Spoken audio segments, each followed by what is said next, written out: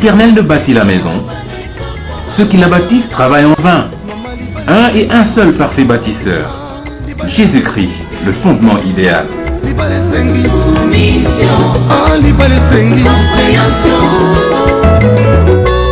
Bien-aimés dans le Seigneur, êtes-vous fiancés? Êtes-vous mariés? Comment est votre mariage? Construit sur le roc ou sur le sable? Tenez, le ministère chrétien international des couples, le parfait bâtisseur, se propose de vous aider dans votre marche. Pour le choix des parrains, une bonne formation de ces parrains, pour la construction d'un foyer solide, pour le redressement des couples en détresse, bref, pour une vie conjugale équilibrée, contactez le ministère chrétien international des couples, le parfait bâtisseur. Ce n'est pas tout. Les veufs et les veuves, les divorcés. Venez rencontrer le réparateur des brèches chez le parfait bâtisseur. Voulez-vous réussir votre vie conjugale? Appelez-nous au 099 70 21 510. Soyez le bienvenu. Que Dieu vous bénisse.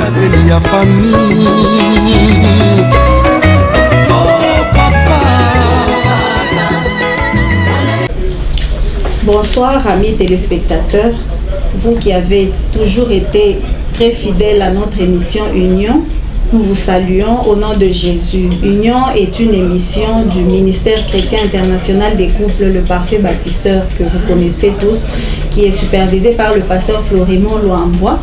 Et ce soir, nous avons invité pour vous un couple spécial. Un couple spécial qui n'est pas de Lubumbashi, qui n'est pas du Congo, qui en fait le mari est congolais et notre belle-sœur vient du Congo voisin, mais nous sommes là avec eux ce soir. Nous les voyons souvent à des différentes chaînes en différé, mais aujourd'hui nous sommes là en direct avec eux ce soir pour vous qui aimez l'émission Union, pour vous les mariés. C'est un couple d'un homme et d'une femme. Ce n'est pas un couple de femmes ou un couple d'hommes. C'est un couple d'un homme et d'une femme comme Dieu a institué le mariage entre hommes et femmes. Et ce soir, nous allons parler de la vision de maman André Bartine Kitty. C'est la visionnaire de son ministère. Elle est aussi dans un ministère de couple. Et je crois que ce soir, elle va nous parler. Nous allons vous la faire connaître, comme ça qu'on puisse vraiment se familiariser à ce couple qui a aussi une grande vision, et pour le Congo et pour notre Afrique entière. Bonsoir maman Martine. Bonsoir. Bonsoir papa Eli. Bonsoir. Je crois que c'est ça. Oui. Alors je préfère que eux-mêmes se présentent pour que Bayou est bien. Je vais parler aussi en Swahili. Bon, maman, la belle-sœur ne parle pas Swahili, mais on va quand même parler Swahili. Papa s'y connaît, mais tout à fait mon Swahili pour que je chique na moi bien. Moi je suis interprète, et tout. Je parle, elle parle, je parle aussi en Swahili. Alors je préfère commencer par maman, parce qu'on dit toujours ladies first. On commence avec maman et elle va se présenter, papa aussi va se présenter et on va continuer pour les connaître mieux. Dieu est bien, kama anachekaka, kama ataweza kutupokelea bien kunyumba. Maintenant on est avec elle, elle va se faire connaître à nous à travers cette émission. Bonsoir maman, bonsoir papa encore. Bonsoir. Est-ce que vous pouvez nous dire l'autre nom et tout, vous présenter en général? Voilà, je suis André Martine Kitty, épouse de prophète Eli Kitty. Je suis mère de 5 enfants, pasteur, et j'ai un ministère dont on va parler plus largement aujourd'hui, qui s'appelle Rehoboth House. Voilà pour le premier niveau de ma présentation.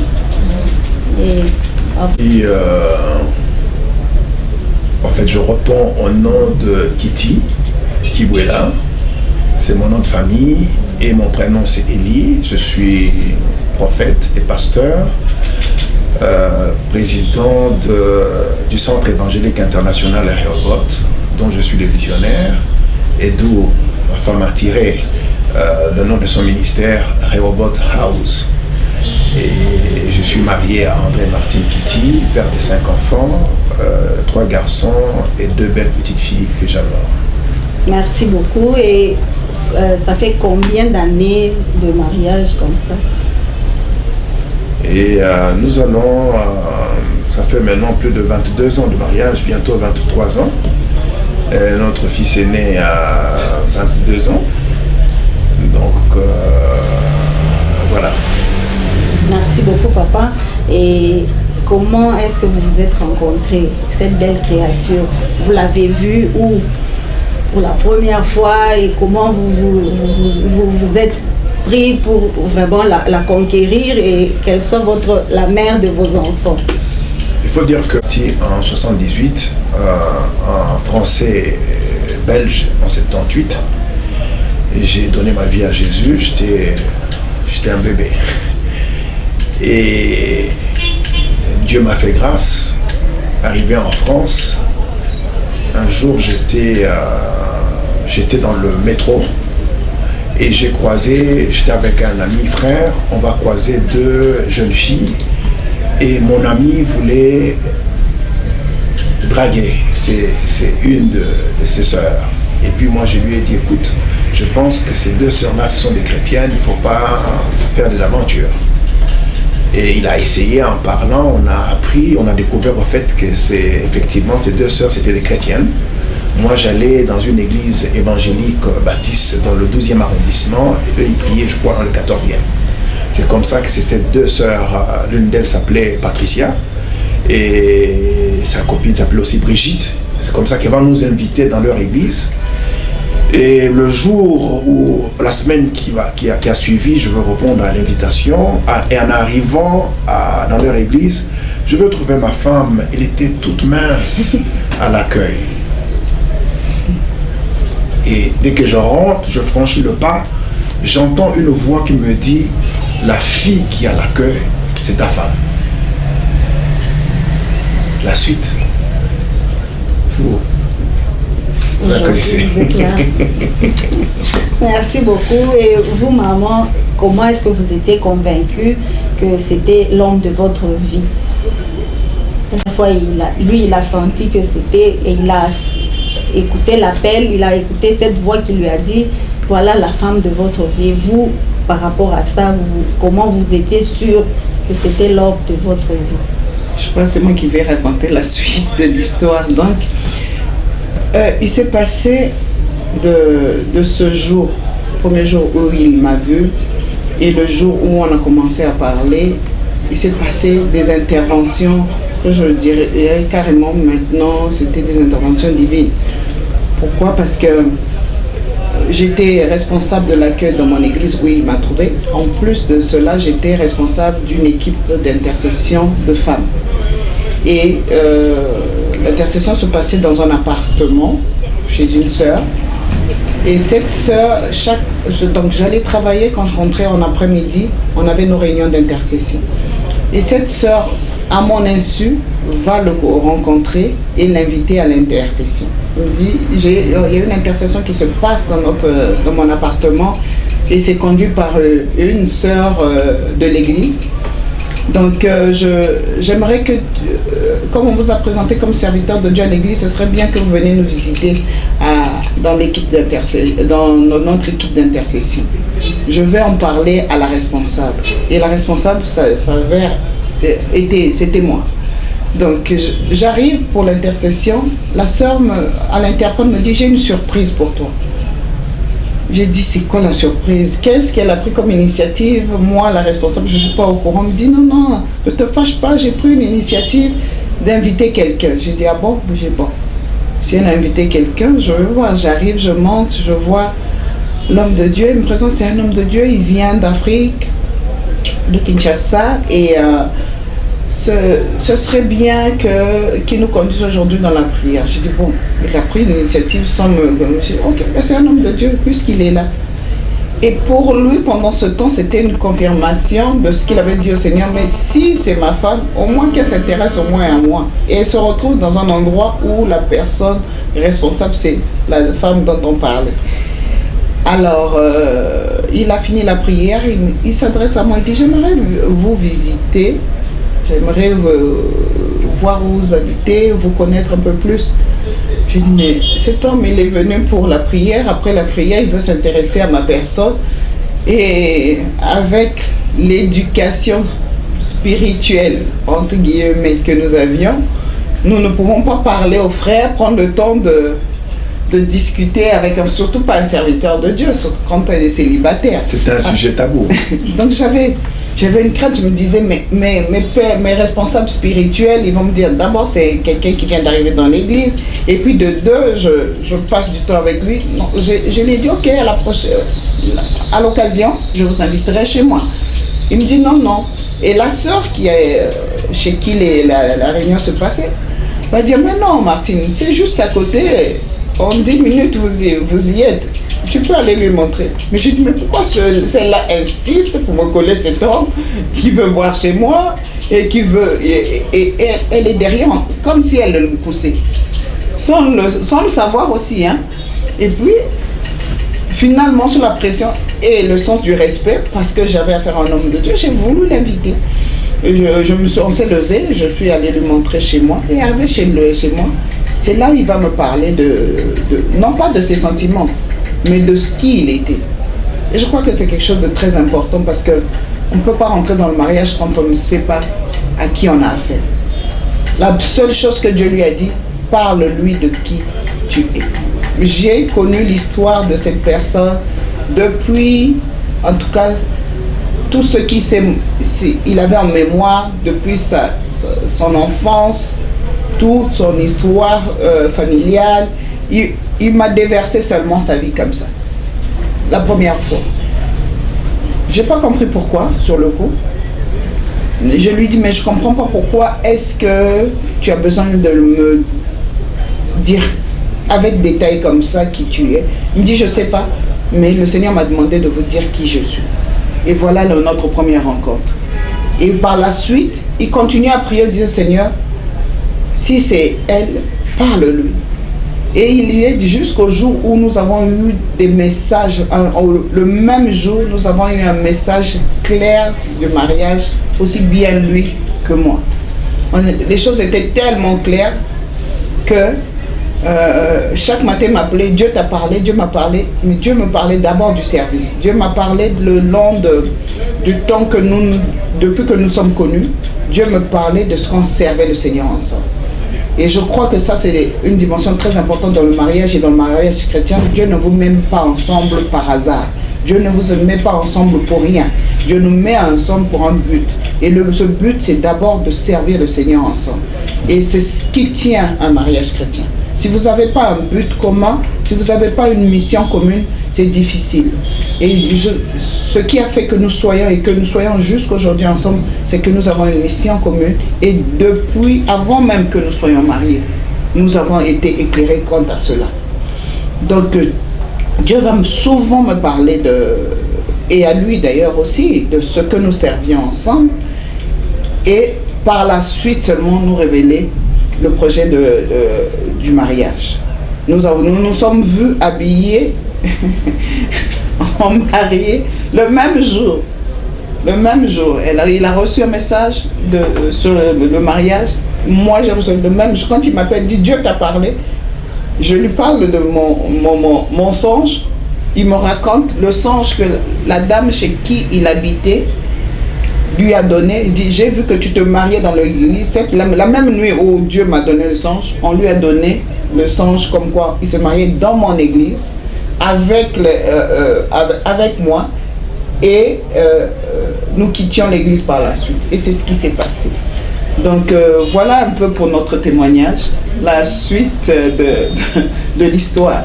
Merci beaucoup maman. Je crois que Namwe Basseur, beaucoup protocole. Il ne faut pas refuser de travailler. Il faut travailler pour le Seigneur.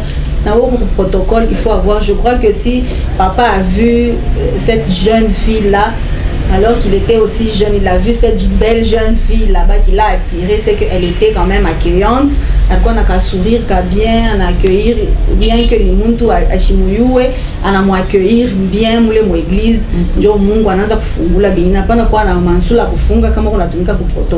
Il faut vraiment être accueillante pour que à travers mancho à travers n'importe quel organisme mancho unashikia unasentir Mungu atakuonesha. Alors les sœurs par la même occasion nampatia uka conseil, il faut être gentil avec les frères. Njua uyue ule Mungu kuna kutumia njua yeye kumona. Et puis ce que j'ai retenu aussi c'est que Dieu leur parlait. Mungu ashikwanze kubambia à travers ma prophétie ya kutafuta ya kufabriquer. Anaenda kumona ule intercesseur sans parler tutanza kuomba, tu vas dire que Dieu m'a dit que la sœur Martine c'est ton épouse. Mungu anabaonesha tout par des signes, anabaonesha, je crois que à travers émission yetu mtaona mtayua njua nini niko nasema hivi parce que il y a des choses qu'elle a écrit dans son livre et na tout à découvrir ensemble. Maman, on continue. Je crois que vous comprenez un peu le swahili. Oui, bien sûr. Alors, on continue. Vous avez dit que vous aviez une mission, une vision plutôt, un ministère des couples, c'est ça? Oui. Alors, en quoi consiste cette vision? Est-ce que vous pouvez un peu nous parler en bref de ce ministère? Parce que le nôtre aussi, c'est un ministère des couples. Nous avons nos objectifs. Je crois que le pasteur vous en a parlé. Nos objectifs, les buts de ce ministère. Et vous aussi, vous en avez. Parce que Dieu, quand il donne une vision, il donne tout ce qu'il faut pour que vous puissiez exercer ce ministère. Voilà. Donc, le ministère déjà s'appelle Rehoboth House.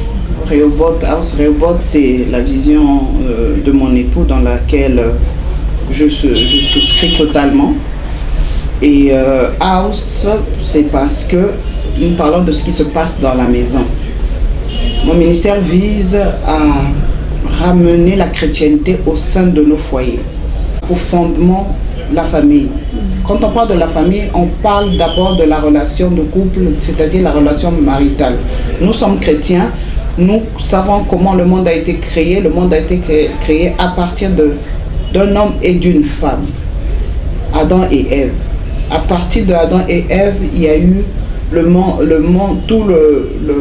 la nature humaine, l'humanité qui a été créée. Donc, la vision de Rehoboth House vise à revenir. Pourquoi revenir? Parce que le péché, vous savez, le péché a altéré la vie humaine. A altéré toute chose, toute la création a été altérée, affectée par le péché. Les relations humaines ont été altérées par le péché. La relation maritale aujourd'hui souffre des conséquences du péché. Donc nous sommes chrétiens, nous proclamons le retour de Jésus, mais la Bible nous dit que Jésus revient pour trouver une église, pour prendre une église qui est sans tache, ni ride et rien de semblable. Il y a des choses que nous devons corriger en tant que chrétiens dans notre vécu au quotidien et surtout dans le cadre marital, dans le vécu de notre vie au quotidien. Il y a beaucoup de choses que nous devons voir et revoir peut-être. La Bible dit que mon peuple périt faute de connaissance. Croyez-moi qu'il y a beaucoup d'erreurs que nous commettons. Ce n'est pas forcément parce que nous voulons les commettre, c'est parce que aussi nous manquons de connaissances. Et la vision de Rehoboth House vise à ramener la chrétienté au centre de nos foyers, dans nos maisons, entre papa et maman d'abord. Comment est-ce que nous nous comportons? Comment est-ce que nous nous parlons? Comment est-ce que nous nous considérons? Parce que nous n'oublions pas que le mariage, c'est l'union de deux êtres imparfaits, mais dans les vies sont entre un maître parfait. Et nous tendons à la perfection. Nous, en tant que chrétiens, nous recherchons, nous avons pour but de rechercher à ce que notre vie devienne parfaite. C'est un but, c'est un objectif pour tout chrétien. Nous tendons à ce que notre vie reflète le mieux possible la personne de Jésus-Christ. Mais tout cela commence déjà à la maison. Et je dis une chose, c'est que si dans chaque couple, nous commençons à mettre réellement Jésus au centre de nos foyers, cela fera de nous un témoignage, parce que le but c'est d'être de bons témoins de Jésus-Christ dans la société. Cela fera de nous un témoignage pour, premièrement, nos enfants. Et j'insiste sur cela. Nous ne pouvons pas réaliser en tant que chrétiens l'impact de notre vécu marital sur nos enfants. C'est quelque chose de capital. C'est Dieu qui nous a donné les enfants que nous avons. Et Dieu ne nous a pas donné nos enfants pour qu'ils deviennent musulmans, bouddhistes ou athées ou quoi que ce soit d'autre. Si Dieu nous a donné des enfants en tant que chrétiens, c'est pour qu'ils fassent le relais de l'église de demain.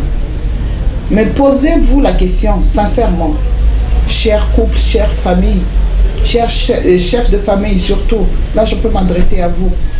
Combien de vos enfants ont réellement envie de devenir chrétiens? Combien de vos enfants viennent à l'église parce que vous les obligez de venir? Mais ils n'ont pas la joie. Combien de nos enfants ne connaissent pas réellement Jésus? Ils vivent le Dieu de leur père, de leur mère, mais eux-mêmes, ils n'ont pas de relation personnelle avec Jésus. Ils ne s'ouvrent pas réellement à l'évangile. Pourquoi? Souvent, c'est à cause de ce qu'ils voient leurs parents vivre. Parce que entre ce que nous vivons à l'église et ce que nous vivons à la maison, souvent il y a deux faces. Il y a deux mondes. Et nos enfants voient nos hypocrisies, nos faussetés, nos doubles visages, au point où ils se disent, si c'est ça la chrétienté, nous n'en voulons pas. Et là, moi, je trouve qu'il faut que nous sentons un peu responsables.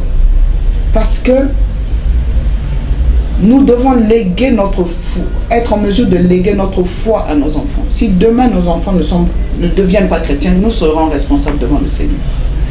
Alors, voilà le ministère de Rehoboth House nous ramène justement à ramener la chrétienté. Pas dans les quatre murs de l'église où tout le monde est saint, où tout le monde crie Alléluia, où tout le monde adore le Seigneur, mais d'abord dans la maison. Si dans nos maisons nous pouvons réellement crier Alléluia, un véritable Alléluia, un véritable danser véritablement parce que la gloire de Dieu est dans nos maisons. Et quand nous nous retrouvons ensemble à l'église, je crois que nous ferons encore des grandes choses. Merci maman.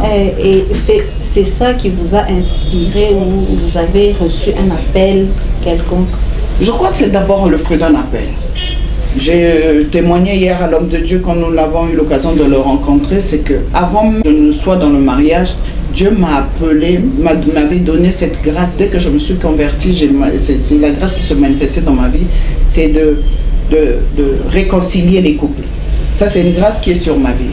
Quand les couples en difficulté venaient vers moi, où j'entendais que tel couple avait un problème, c'est comme si j'étais poussée à aller les aider. Et Dieu s'est toujours manifesté pour pouvoir aider ces gens à se réconcilier.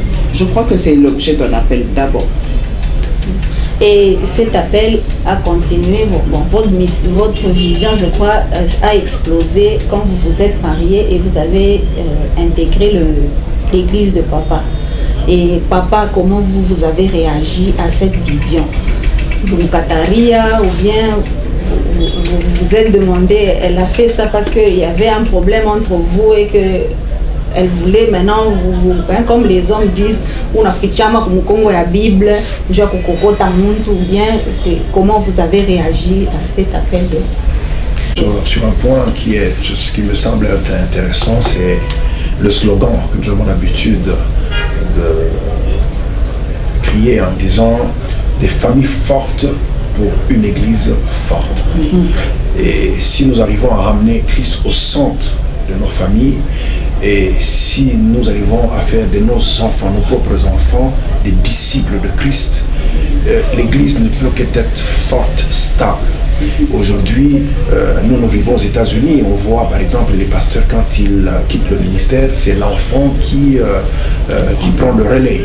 parce qu'il a vécu, il a grandi à côté de son père, il a vu comment son père s'est comporté dans la famille, la relation que le papa a eue avec sa femme, avec les enfants. Et plus tard, quand le papa se retire, ou soit il meurt, c'est l'enfant qui prend les choses en main. Mais ici, en Afrique, et plus précisément ici au Katanga, ce n'est pas le cas. Quand le papa est dans le ministère, les enfants ils sont écartés, les membres de l'église, ils souhaitent que soit l'enfant reste même dans le monde parce que ce qu'il recherche, c'est sur le poste. Bon. Je veux répondre rapidement à votre question. J'avoue que ce n'était pas facile. Je n'ai pas accepté ou adhéré à la vision de ma femme facilement. Pourquoi? Parce que quand nous nous sommes mariés, tout de suite j'ai reconnu la grâce de Dieu sur ma femme et j'ai reconnu aussi qu'elle avait une grâce particulière dans l'enseignement. Moi, je ne suis pas un enseignant. Je suis plutôt un évangéliste. J'ai la passion des âmes, mais elle avait à cœur les enseignements, faire asseoir les jeunes, elle s'occupait de la famille, de la jeunesse. Et petit à petit, je l'ai observé, j'ai suivi ses enseignements. Et un jour, je vais dire à ma femme, mais écoute, je pense que tous les enseignements que tu donnes, est-ce que le peuple que Dieu nous a donné, ils sont conscients de la valeur de ces enseignements? Je pense que tu ferais mieux d'écrire. J'ai parlé comme ça, et puis je suis parti. D'habitude, j'ai fait 3 semaines, je suis à la maison, 1 mois, et puis je continue, je suis invité de gauche à droite. Et à mon retour, je vais constater que ma femme rentrait au lit dans notre chambre à 3h du matin, 4h du matin, je ne comprenais pas.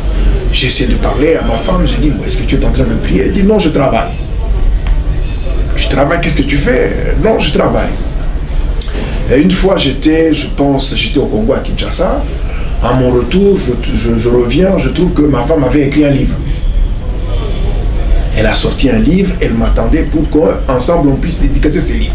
Et quand je n'ai pas lu les livres. Et quand j'ai vu, j'ai dit, oh, dans tous les temps où elle est rentrée dans notre chambre à 3h, 4h du matin, donc elle est en train d'écrire. À quel moment elle a eu le temps d'envoyer les livres, de contacter les gens pour que le livre puisse sortir? Bref, petit à petit, j'ai vu l'engouement que les gens avaient tout autour de son livre, les témoignages. Et je veux préciser quelque chose. Le fait que j'exerce le ministère prophétique, je disais tout à l'heure que j'étais tout le temps invité. Qui a fait asseoir l'église? En fait, c'est ma femme. C'est par ces enseignements, à mon retour, il y avait des témoignages dans l'église, je commençais à m'intéresser, et puis il va me dire, écoute, je pense que j'ai l'appel de Dieu, et je dois mettre en place une structure qui va s'appeler Rehoboth House. Je l'ai regardé, j'ai dit, bon, écoute, si c'est le Seigneur qui t'a parlé, vas-y, mais je n'étais pas vraiment convaincu. Ça a pris du temps, voire même des années. Et il n'y a pas longtemps, il y a, je crois, 3 ans, où j'ai vu que c'était vraiment sérieux. Et j'ai constaté que moi-même, en tant que pasteur, prophète et mari, en fait époux, je n'étais pas au courant de ce qui s'est passé dans ma propre maison. J'étais connu à l'extérieur, j'étais responsable, j'étais respecté, les gens me suivaient, les gens écoutaient mes enseignements, mais je n'étais pas responsable dans ma propre maison.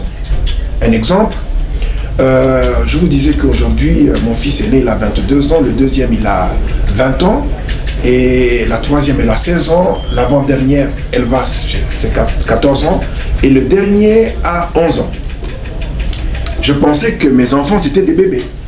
Je rentrais à la maison, personne n'avait rien à me dire, j'étais le papa, c'est moi qui donnais les ordres dans la maison. Mais j'arrive, ma femme me convoque, me dit, écoute, tu es tout le temps parti, les enfants ils ont grandi, il serait temps que tu puisses vraiment trouver ta place dans la famille. Et il arrivait de fois où j'avais besoin par exemple d'un verre, mais je ne savais pas où trouver le verre. J'avais besoin de quelque chose, elle me dit, mais écoute, c'est ta maison. Il faut que tu connaisses ta maison, que tu connaisses tes enfants, là où ils dorment, là où se trouvent les maillots de corps de tes enfants, là où on lave les vêtements.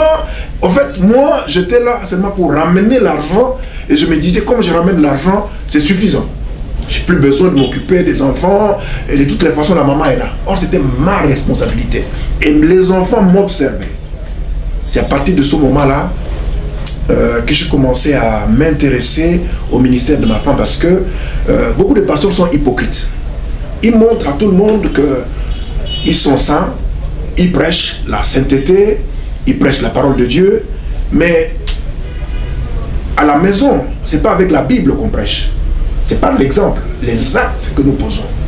Et je pense que je suis un bon orateur, mais à la maison, les actes que je posais étaient en décalage avec ce que je faisais à l'extérieur. Problème, au point un jour, je me suis disputé avec ma femme et c'est ma fille de 16 ans qui va nous convoquer. Dans notre chambre, elle va dire, j'en ai assez.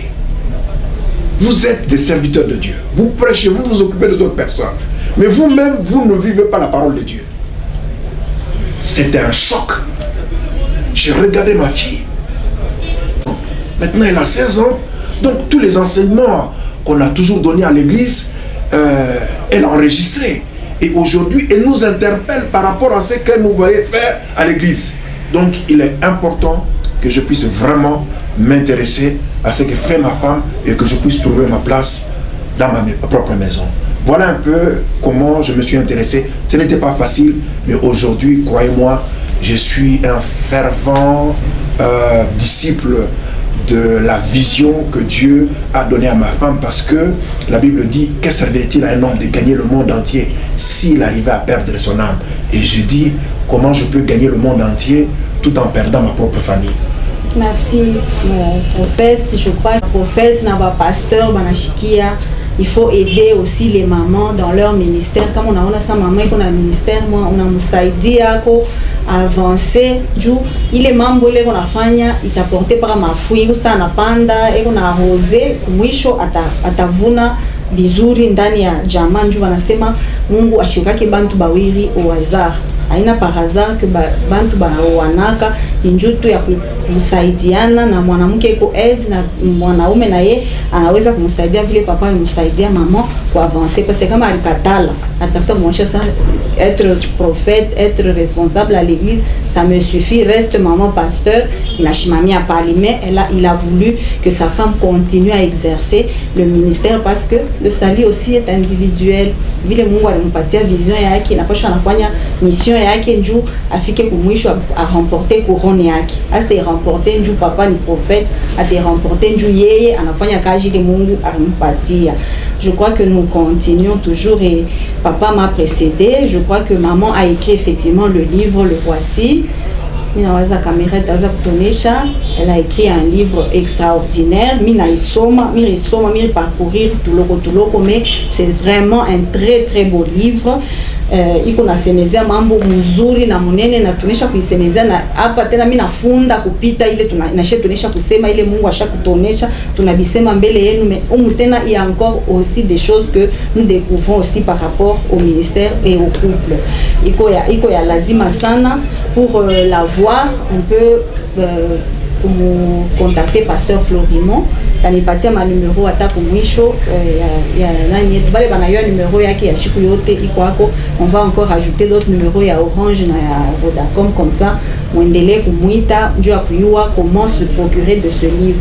C'est un très beau livre na atatonesha comment est-ce que tunaweza kuipata, parce que tunasemaka souvent papa unatokea courant inatokea kurudia mbile munaanza kusema mimi shubishikie, est-ce que hakuna support yo hii en attendant que tufanye na chez yetu ingine ya ingine bila bina umu, mais un support là c'est vraiment très important. Et pour les jeunes, moi ya wana, vous aspirez au mariage, vous voulez rencontrer l'homme de votre vie, vile Mungu anapenda yo hii kitabu, il y a beaucoup de bonnes choses dans ce livre.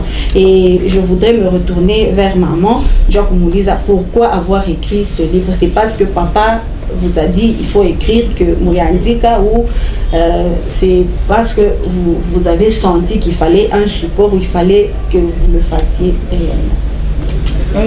C'est ça aussi un peu le problème dans les couples de serviteurs. Souvent, on croit que l'autre est serviteur seulement pour les autres, mais pas pour son conjoint. Et ça, c'est un problème qui s'est posé longtemps entre nous. Mais je bénis Dieu pour l'humilité de mon mari, parce qu'à un moment donné, il s'est rendu compte que en tant que pasteur, je devenais un peu aussi son pasteur, et il le reconnaissait publiquement.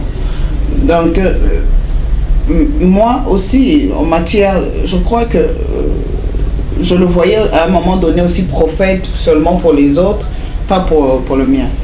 Mais quand il m'a dit, quand l'histoire qu'il vous a racontée, quand il m'a parlé de « il faut que tu écrives », c'était pas la première fois. Je crois que à partir d'aujourd'hui, de la date d'aujourd'hui, je dirais, nous sommes en 2015, je dirais que ça va faire au moins 12 ans qu'il me dit qu'il faut que j'écrive, qu'il me voyait en train d'écrire, qu'il me voyait en train d'écrire et de faire des conférences. Et comment il voyait mon ministère. Mais je disais, bon, c'est lui qui parle, mais c'est à partir de... Le livre dont il parle, c'est même pas celui-là. Celui-là, c'est le 3e livre que j'ai écrit. Il parle du premier livre qui s'appelle « Le carnet de bord de la femme épanouie ». Ce jour-là, quand il m'a parlé, ce soir-là, en me disant que tu dois écrire, parce que je mettais des textes, des messages sur Internet, il dit tu regarde le temps que tu prends pour faire ces textes, je crois que ce serait mieux que tu écrives. Mais la parole de ce jour avait une portée différente aux autres fois quand il m'avait parlé d'écrire. J'ai eu l'impression d'être fouettée dans mon esprit à entendre cette parole. C'est pour ça que, juste après cela, mon comportement avait changé. Je restais tard à travailler, il ne comprenait pas pourquoi. Je m'étais dit, je vais le surprendre. Je ne vais plus parler, promettre. Il faut que le livre-là sorte. Et comme il va partir, le temps qu'il revienne, il faut que ce livre sorte. C'est un livre, d'ailleurs, parce qu'il a été fait assez rapidement, parce que les textes étaient là, maintenant il fallait les mettre sur format livre. Ça a fait que il y a eu quelques écorchures dedans à cause de la rapidité. Mais c'est vrai, il a réveillé quelque chose qui était en moi. Il a réveillé quelque chose qui était en moi. Et ce jour-là, vraiment, le Saint-Esprit a appliqué la chose dans mon cœur pour dire, voilà ce à quoi je t'appelle. Et c'était à la veille de notre départ aux États-Unis. Le Seigneur m'a dit clairement que tu ne pars pas, quitte pas ce pays avant d'avoir laissé un support à tes enfants spirituels. Donc ce livre est sorti comme cela. Et les 2 autres livres ont été écrits pendant que j'étais aux États-Unis, dans des conditions plus calmes, plus posées. Et ce qui fait aussi encore que la grâce de Dieu est vraiment grande sur celui-là, par exemple, que vous venez de présenter. Merci maman, qu'on s'envole, mais les yeux, qu'elle puisse mettre ça par écrit, parce qu'un jour elle va partir, elle est venue ici dans ce monde comme pèlerin, elle va s'en aller un jour, mais si elle nous laisse ça, elle reste immortelle. C'est-à-dire nous allons nous rappeler beaucoup de choses dans nos mariages et nous pouvons même les laisser à nos enfants et nos enfants à leurs enfants, et je crois que nous allons glorifier le nom de Dieu à travers ça et dans le mariage. Maman, nous continuons. Je m'occupe d'abord de vous et comment vous avez vous équilibrez mariage, ministère et travail. Je crois que c'est une question de discipline. Je suis d'abord une femme mariée et j'aime beaucoup mon mari. C'est quelqu'un c'est mon seul ami. J'ai pas d'amis. J'ai pas d'amis. Des fois, il me manque beaucoup parce qu'il voyage beaucoup. Alors, je suis quelqu'un de très solitaire. Mais Dieu fait bien les choses. Parce que quand il est souvent parti, c'est là où je travaille beaucoup. J'ai du temps pour l'écriture. Quand il revient, quand je lui dis tout ce que j'ai pu faire pendant son absence, il est toujours émerveillé. Parce que le temps que Dieu me donne quand il n'est pas là, je le mets à profit dans l'écriture. Et nous avons des enfants merveilleux, vraiment que nous aimons. Mais Dieu, tout est un problème d'organisation. Les enfants sont à l'école dans la journée. Les enfants sont à l'école, là où nous vivons, les enfants vont à l'école à 7h du matin jusqu'à 15h30, ils ne sont pas encore rentrés. C'est le moment où j'ai pour faire mon ménage et m'asseoir devant mon bureau et écrire. Donc, je crois que tout est question d'organisation. Et souvent, je peux vous avouer que quand mon mari est là, à la maison, je ne travaille pas beaucoup parce que je dois m'occuper de lui. Donc, je crois que Dieu me fait grâce aussi au travers de son voyage pour pouvoir avancer aussi dans mes travaux le plus possible, parce que l'intensité du travail ou bien le temps de consécration au ministère de l'écriture se réduit quand il est là, évidemment parce que je dois prendre soin de lui. Merci maman. Qui est maman intercesseuse, akupanda kumilima, naacha munyumba, uweka batoto barikoyola, awiyatosha vya kukoyola, ushakupanda kumulima, unaacha munyumba, papa na hata na chemise ya kwenda nayo kukaji. Donc tu ne t'occupes même pas, tu as le temps seulement pour Dieu. Obala Yesu, unamwacha Bwana ule mwenye Mungu alikupa kumpembeni.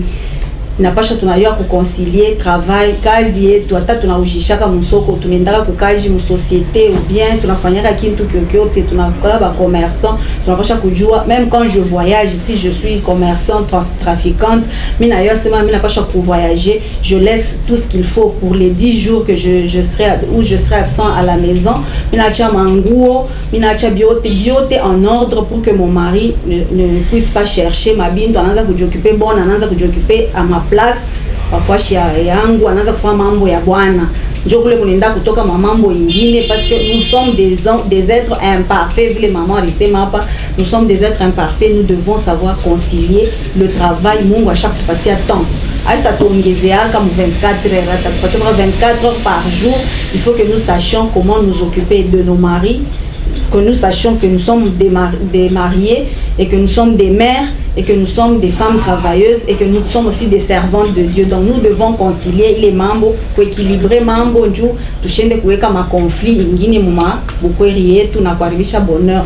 Effectivement, tout ce que nous faisons dans le mariage, c'est sur terre. Pasteur Florimon Atonisha Shikota Sema kumbingu abinako. Nous devons le faire ici sur terre, parce que la vie éternelle commence ici sur terre, et le bonheur là que nous devons goûter au bonheur dans notre mariage. Donc nous devons savoir comment concilier mamboye. Nous continuons, maman, dans votre livre vous avez dit, il y a quelque part là, je crois que c'est le titre même, vous avez dit les choses simples qui rendent un mariage extraordinaire. Je vais handicap. Mais je veux vous poser une question, parce que nous sommes au Congo et ici nous avons l'habitude de côtoyer beaucoup de couples. Ces couples-là trouvent que le mariage c'est difficile. Donc tout est difficile dans le mariage. Il n'y a que les premiers moments là où on est encore hypocrite, on se voit, hein, on se montre les belles choses, c'est tout. Mais en fait, le mariage est vraiment difficile. Et vous dites des choses simples. Comment est-ce que vous pouvez expliquer que ces choses-là sont simples? Maman, surtout nous les mamans, même les papas, il y a des papas, il y a un pasteur qui me dit toujours, quand je lui demande comment ça va, il me dit, il me dit le mariage est dur, c'est dur le mariage, mais vous dites il y a des choses simples qui rendent ce mariage extraordinaire. Je crois qu'il y a quelque chose que je suis en train de comprendre en ce qui concerne la vie, d'abord, de façon générale, et encore plus dans le cadre marital. Une chose très importante que nous devons avoir, c'est d'abord de nous connaître nous-mêmes. Quand on se connaît soi-même, on connaît son histoire, on connaît l'influence de ce que, je vous parlais de la relation de nos parents, comment nous avons vu les parents en vivre, par où nous sommes passés. Je prends un exemple et je veux aussi témoigner de quelque chose de très important qu'il faut savoir.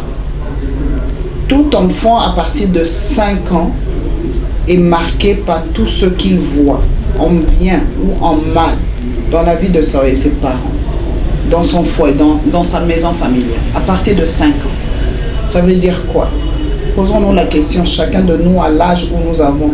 Si depuis 5 ans, tout ce que nous avons vu de bien nous a marqué, ça veut dire que ces choses, à un moment donné, remonteront dans notre vie en bien. Si nous avons vécu des choses, des malheurs, des difficultés, nos parents, la vie familiale a été chaotique, difficile, et j'étais enfant à 5 ans, 6 ans, 7 ans, jusqu'à ce que je sois sorti de la maison familiale, tout cela m'a marqué, en mal. Si ça m'a marqué, ça a forgé mon caractère, ça a forgé mes habitudes, ça a forgé ma personnalité. Et quand j'arrive dans le mariage, j'arrive avec cette personnalité affectée, involontairement, avec ce caractère peut-être difficile, mais involontairement, avec ces attitudes, et qui vont déranger l'autre. Qui vont déranger l'autre parce que c'est pas, pour lui, je suis pas facile à vivre. Mais pourquoi est-ce que je suis devenue comme ça? Ça, c'est la question que beaucoup ne se posent pas.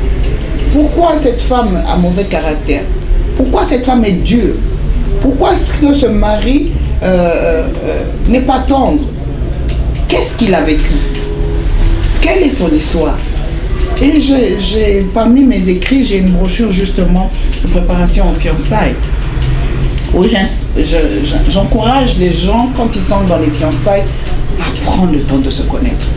Si vous ne connaissez pas l'histoire de l'autre, vous aurez du mal à un moment donné dans votre mariage à le supporter. Surtout s'il vient d'une famille où il a eu une histoire, un background, comme on dit, difficile. Parce que il a été, constaté que les gens qui ont été blessés ont tendance à blesser les autres. Les gens qui ont souffert ont tendance à faire souffrir. Donc, des fois, vous vivez, vous dites que l'autre est difficile ou l'autre me fait souffrir. Si vous fouillez bien dans son histoire, c'est ce qu'il a vécu qu'il est en train de reproduire. C'est pour ça que je dis les choses sont simples, deviennent plus simples, parce que quand on connaît l'histoire, on peut d'abord aider la personne par rapport à son histoire. Je prends l'exemple de mon époux. Quand j'ai connu mon époux, dans son histoire, il y avait un problème avec sa maman. Il s'était séparé longtemps, très jeune avec sa maman.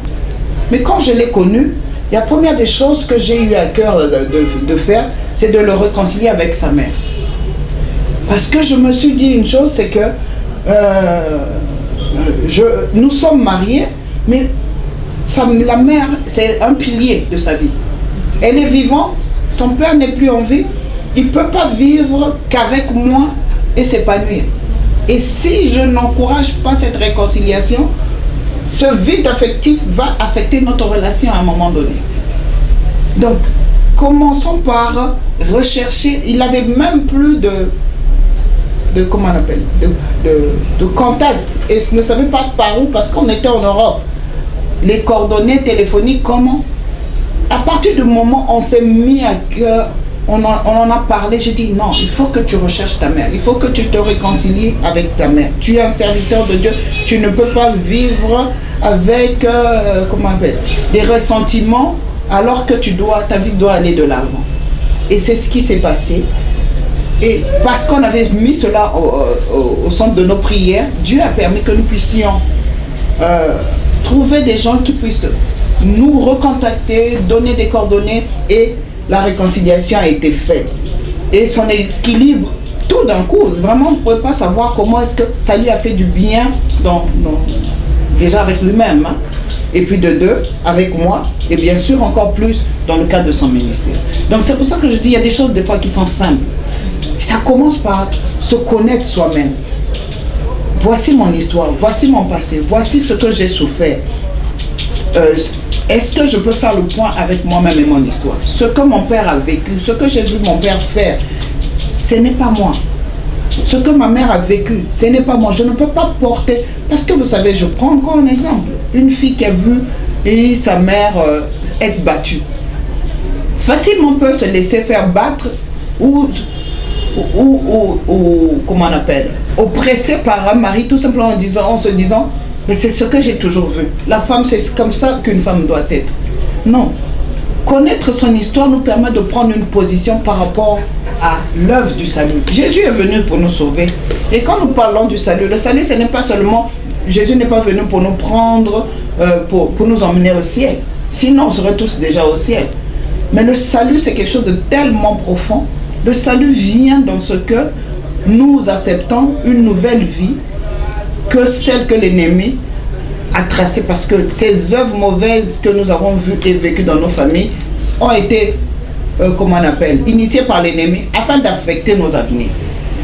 Et quand nous renonçons, nous, à ces choses de façon authentique en disant, c'est pas parce que mon père était alcoolique que je vais être alcoolique, c'est pas parce que mon père était, un coureur de jupons que je vais faire la même chose. Moi, je suis en Christ, moi, je vis conformément à la parole de Dieu, moi, je veux respecter ma femme, moi, je veux respecter mes enfants, moi, je vais craindre Dieu. Ça devient notre confession de foi par rapport à notre engagement avec le Seigneur. Voilà ces choses simples, comment ça peut se passer dans chacun de nous et dans nos couples. Merci beaucoup Maman Martine. Je crois que il y a quelque chose de très important qu'elle raconte. Et nous, en tant que couple, il faut des fois on regarde nos enfants. Je crois que quand les enfants jouissent en bas âge, souvent dans leur jeu, ils reflètent ce qu'est le papa. Le garçon peut refléter ce qu'est son papa. Il parle comme son papa. Si son papa a l'habitude de gronder et de hurler, l'enfant aussi parle comme ça. Et si la maman a toujours tendance à faire ceci, vous voyez, la fille aussi a tendance à imiter. Je crois que si nous prenons le temps, comme maman a dit, elle a équilibré le temps, le mariage et le travail. Donc, comment on a bien équilibré, mais quand on a observé, on va voir notre reflet à travers ses enfants. Je crois que c'est très important. Ce livre est vraiment très important et ce ministère est important. Il y a beaucoup à dire, mais le temps nous fait défaut.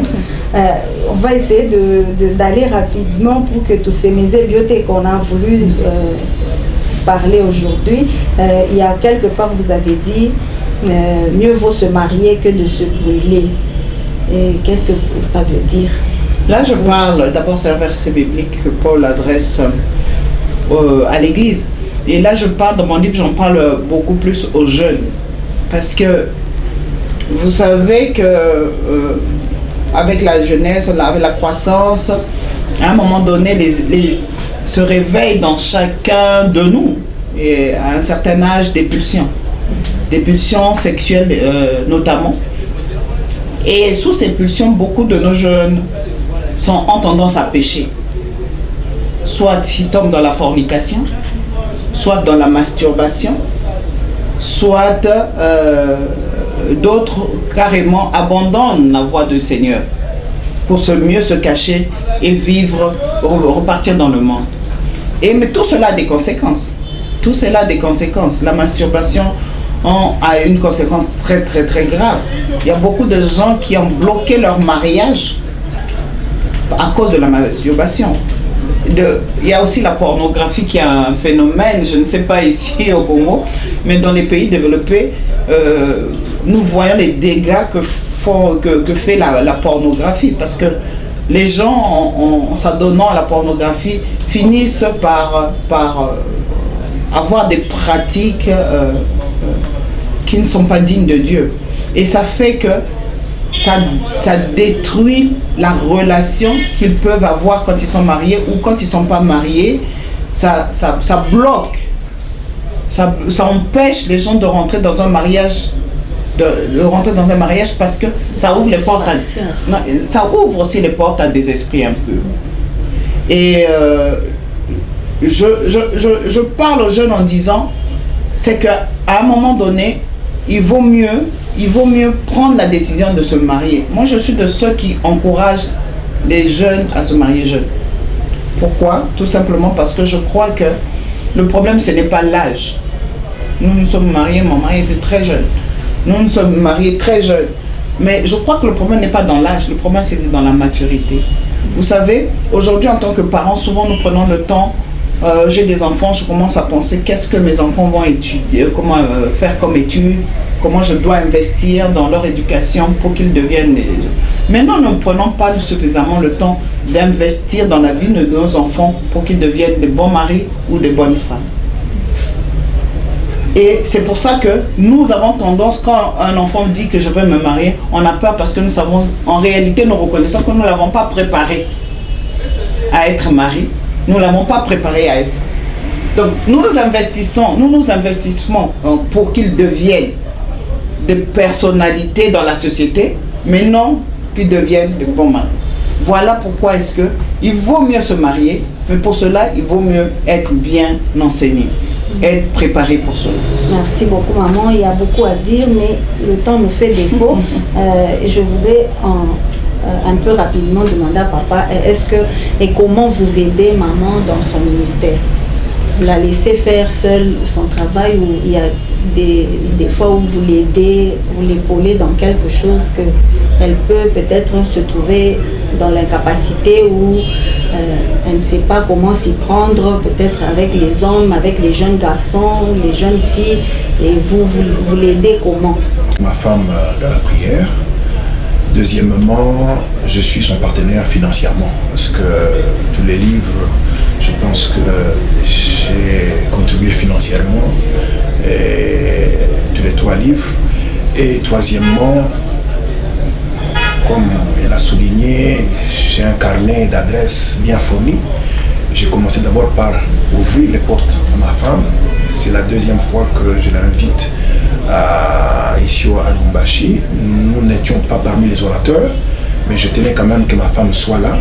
Et la preuve, nous sommes aujourd'hui avec le pasteur Florimond, qui est un homme extraordinaire, un homme formidable, un homme à découvrir, un homme à connaître, un homme qui a un grand cœur.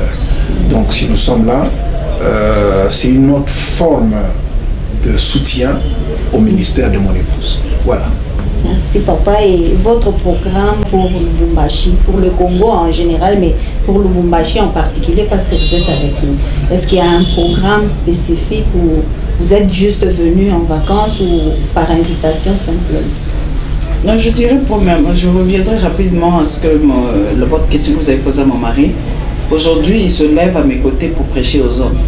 Parce qu'il a compris aussi que, bon, aussi il y a nos cultures, hein, qui font que des fois les hommes ont du mal à entendre un message venant de la femme, mais ils réalisent la portée de ce message, de ce que nous devons remettre Jésus au centre de nos foyers, et les chefs de famille, évidemment, ont un rôle primordial.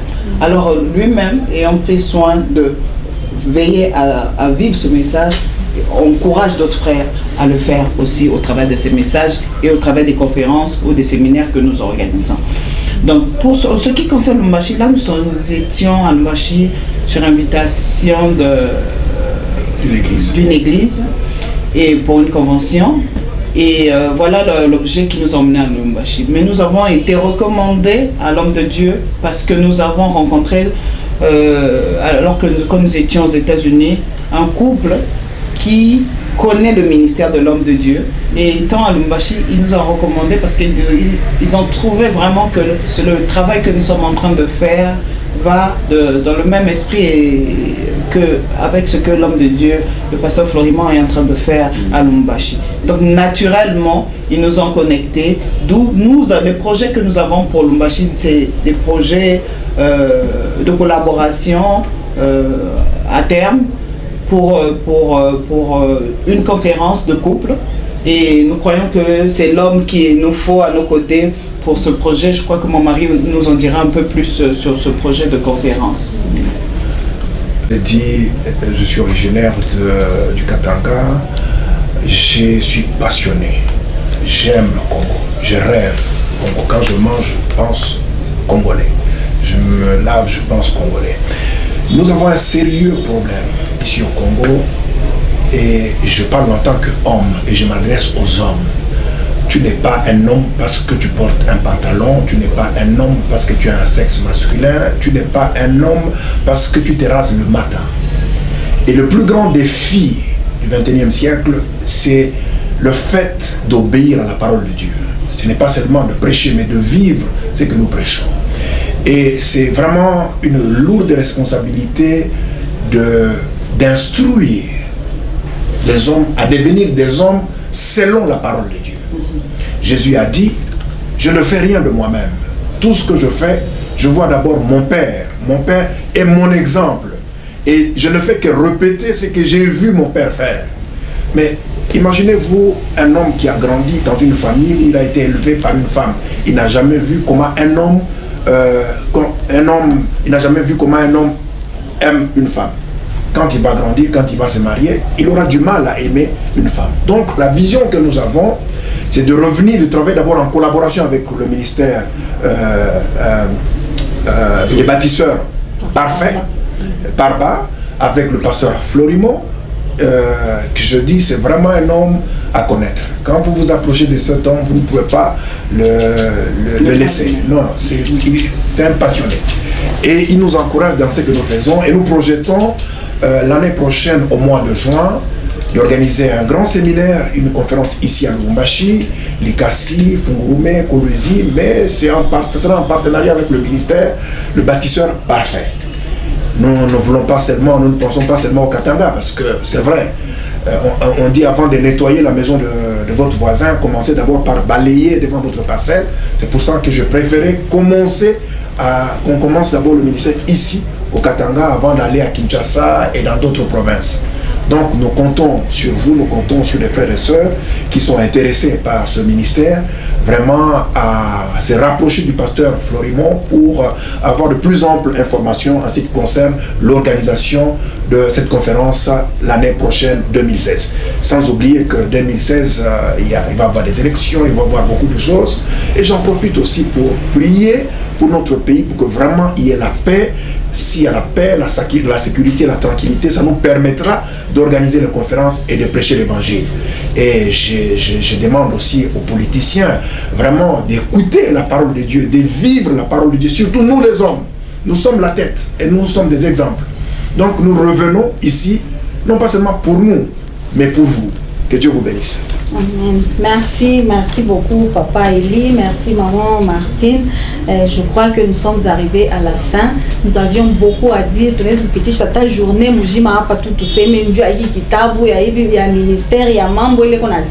c'est vraiment très intéressant, mais le temps nous fait défaut. Je crois que prochainement, on ne va pas s'arrêter. On profite de leur présence ici.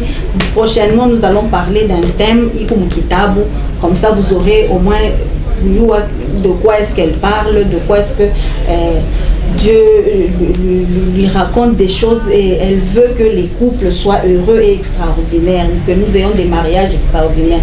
Nous sommes arrivés à la fin, nous allons vous quitter et nous vous demandons de rester sur la même chaîne avec les mêmes programmes de Canal de Vie, qui est la meilleure chaîne chrétienne. Et pour le contact, nous vous demandons de voir le pasteur Florimond à son bureau, qui est sur avenue du 30, avenue Kassavoubou, coin Moiro, le bâtiment étage à droite, je crois. À côté d'Ecobank. À côté d'Ecobank, il y a une barrière bleue, je crois. Verte, vous entrez et derrière, là-bas, vous montez au premier niveau.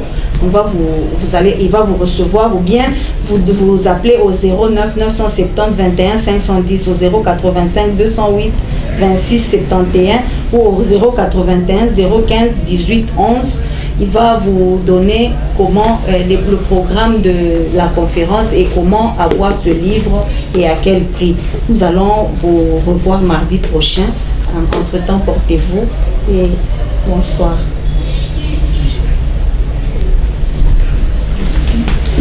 Merci beaucoup. Non, c'était merveilleux.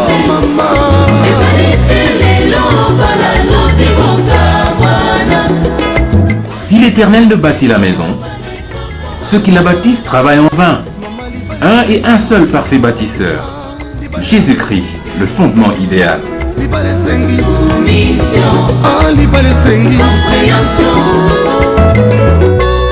Bien-aimés dans le Seigneur, êtes-vous fiancés? Êtes-vous mariés? Comment est votre mariage? Construit sur le roc ou sur le sable?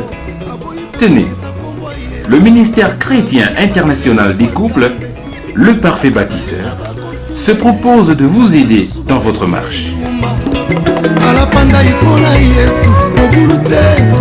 Pour le choix des parrains, une bonne formation de ces parrains. Pour la construction d'un foyer solide. Pour le redressement des couples en détresse. Bref, pour une vie conjugale équilibrée, contactez le ministère chrétien international des couples, le parfait bâtisseur. Ce n'est pas tout. Les veufs et les veuves, les divorcés. Venez rencontrer le réparateur des brèches chez le parfait bâtisseur. Voulez-vous réussir votre vie conjugale? Appelez-nous au 099 70 21 510. Soyez le bienvenu. Que Dieu vous bénisse.